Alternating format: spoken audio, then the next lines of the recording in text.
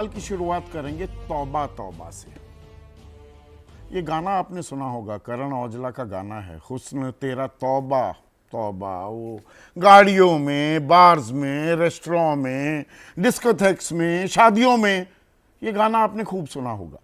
लेकिन यहां पर जो तौबा तौबा है, तौबा तौबा मतलब माशाल्लाह क्या कमाल का हुस्न है, ये कहने की कोशिश की जा रही है।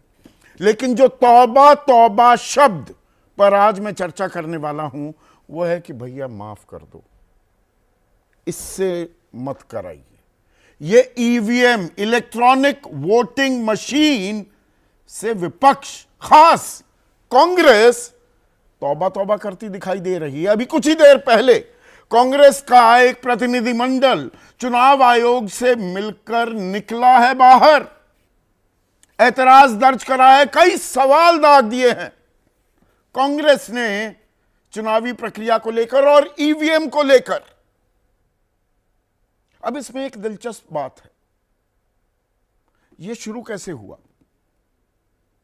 इस साल मदर ऑफ ऑल फाइनल सबसे बड़े चुनाव लोकसभा चुनाव हुए और लोकसभा चुनाव में बीजेपी अपने दम पर बहुमत हासिल नहीं कर पाई। विपक्ष में एक जान, एक ऊर्जा आती दिखी, एक उत्साह, जोश कि भाई विजयी रथ रोक दिया बीजेपी का। 240 ही ले पाई बीजेपी, बैसाखियों की जरूरत पड़ गई, एनडीए की, विशुद्ध एनडीए की सरकार बनी, बीजेपी की सरकार नहीं बनी।